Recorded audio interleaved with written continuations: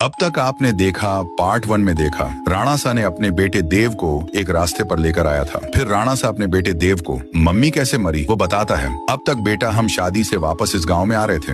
हमको आते आते 7 बज चुके थे। सारे घरों की खिड़ ढकी, दरवाजे बंद थी। तभी मैंने तुम्हारे मम्मी कहा, नंदनी अब हमारा घर बहुत दूर है और वो लोग आ जाएंगे। फिर तुम्हारे मम्मी बोला, हाँ तुम सही कह रहे हो, हमको झाड़ी में, वरना कहाँ तो छुपना पड़ेगा। तभी नंदनी ने एक टूटी फूटी लकड़ी के झोपड़े की तरफ इशारा किया। मुझे वह झोपड़ी आज की रात बिताने के लिए सही लगी, इसलिए मैं झोपड़ी में जाने का फैसला किया। हम दोनों झोपड़ी की ओर जाने लगे। हम उसके काफी नजदीक आ गए थे। मैं तो उस झोपड़ी के अंदर चला गया, पर तुम्हारी मम्मी बाहर रुक के किसी से बात करने लगी। मम्मी को एक छोटी बच्ची रोके बोल रही थी, आंटी मुझे बहुत डर लग रहा है, मैं बाहर छूट गई हूँ, मेरा घर बहुत दूर है। फिर मम्मी बोली, बेटा तुम रो मत, तुम एक काम करो, हमारे साथ आओ। इतना बोलते ही उस छोटी बच्ची ने माँ के चेहरे पर हमला कर दिया। तुम्हारी माँ वहीं पर मर गई। मैंने जोर से चिल्लाया। नंदनी फिर वो लड़की मेरे पास आकर मुझको बोली, आओ ना अंकल, बाहर हम साथ में खेलते हैं, बाहर आओ ना, क्यों डर गए, अरे आना, और हंसने लगी। राणा सा ने देव को ये माँ की कहानी बता के तीसरा दिन था। देवराजू की टपरी से एक कुरकुरा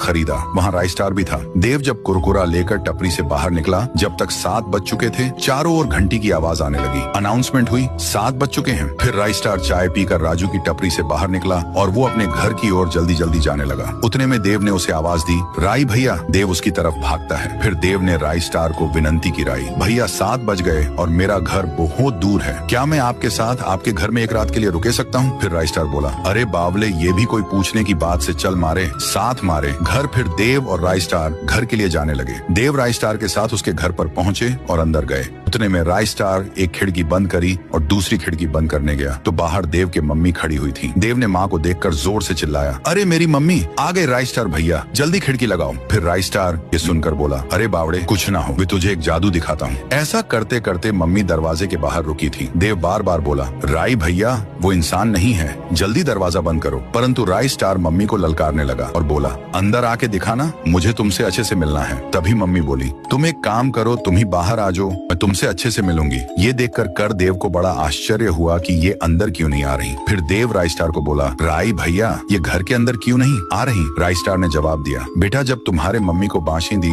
नोच नोच कर मार दी थी और थारा बाप साला झोपड़ी में ही था, वही सब मैं खिड़की से देख रहा था। मेरे मन में सेम सवाल आया कि बाशिंदी झोपड़े में अंदर घुस के थारे बाप को क्यों नहीं मार रही थी। यही जानने के लिए मैं अगले सुबह उस झोपड़ी के अंदर चला गया और चारों तरफ मकड़ी के जाल के सिवा वहाँ कुछ नहीं था।